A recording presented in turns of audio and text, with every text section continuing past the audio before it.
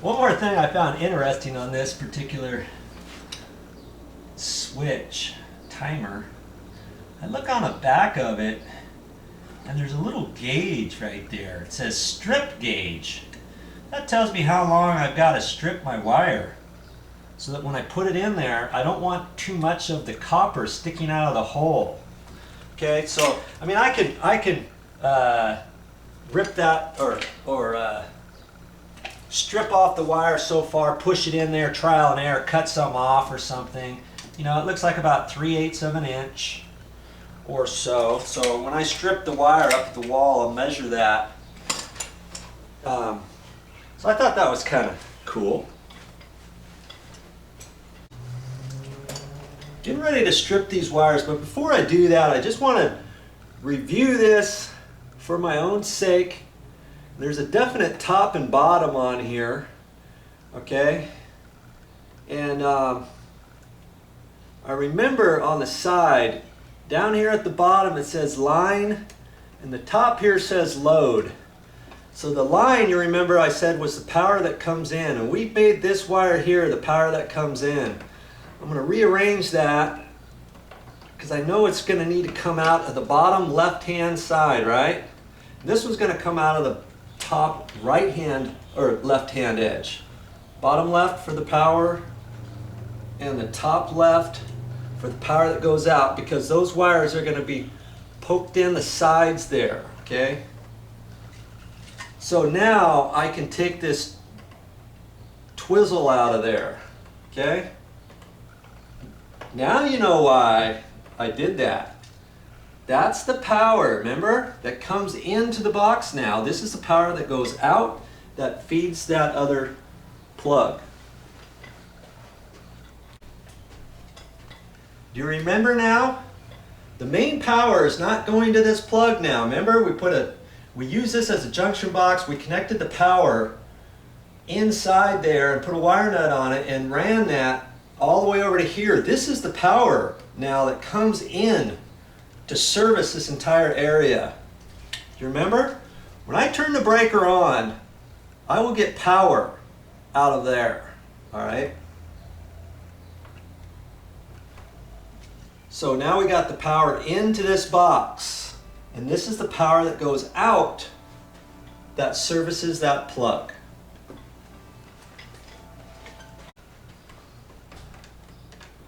Just going to make these the same length again.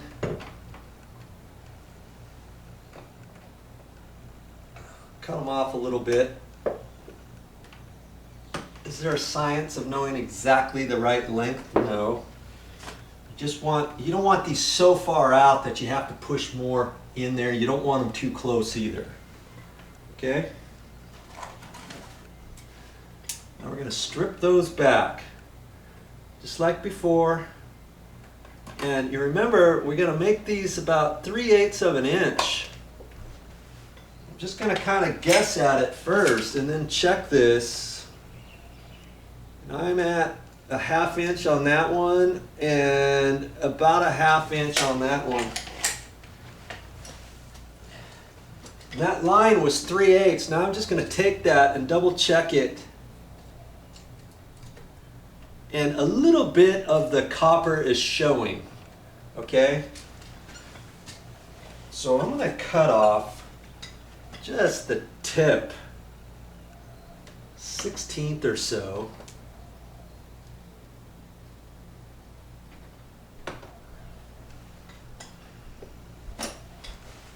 Try that for size. Got these screws set up right because there's a washer back there. I want to make sure I put the screw in or put the wire in behind the washer, so when I tighten up the screw, I'm going to get a nice tight connection there. Okay, so that looks nice.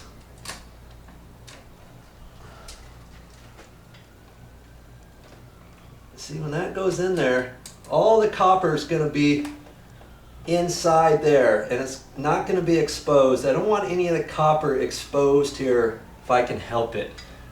Just in case, you know, anything bumps up against it. True, this is a plastic box, but if you were putting a metal cut-in box in or anything like that, and you had a side screw or something else in there that's has a possibility of touching that, you're in deep doo-doo. Okay, no other way to put it. Because I don't want this shorting out, do I? You short it out, you could cause a fire, you could trip the breaker. Lots of things can happen. I don't want that happening to you. Okay. I want to make sure that goes in properly at the bottom, like that.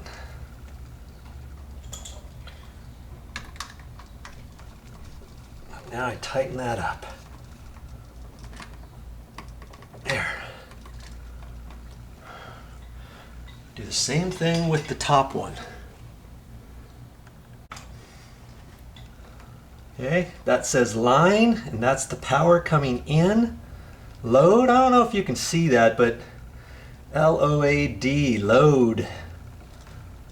I want to make sure I get this behind the screw.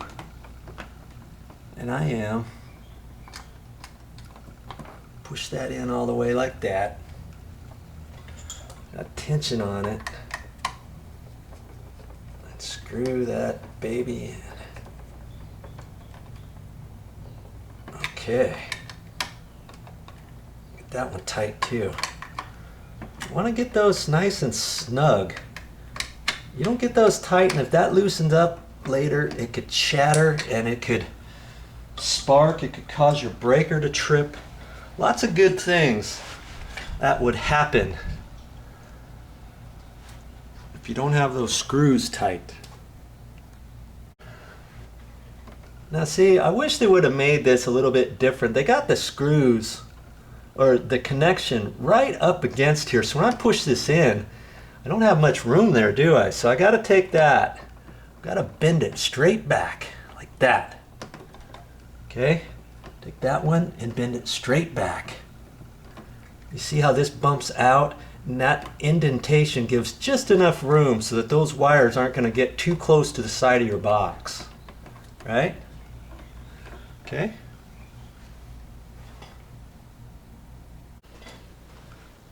Now we got to take those wires and spaghetti them in. So this top wire, I'm going to have this kind of go down. How am I going to do that? Down and up, kind of.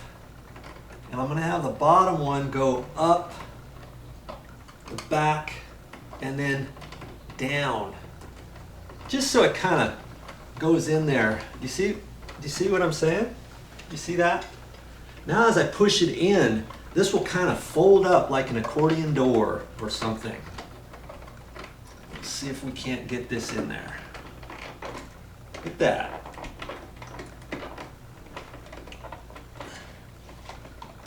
Looks good. Twist it a little bit. Man, right up against the back of the wire nut. But, you know, it's fitting.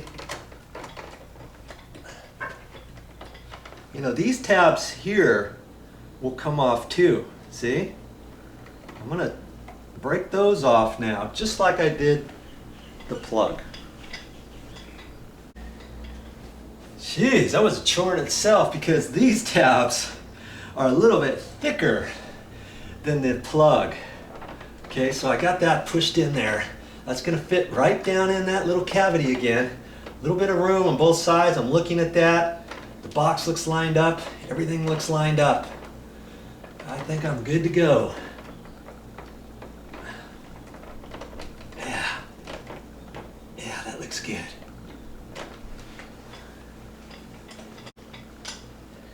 Now they give you some little small screws here. And I wish they would give you ones with a Phillips head on there, but they don't. And the slot is kind of small and it's not very deep. But just get your standard screwdriver out and drive those puppies in there. It'll take you a little bit.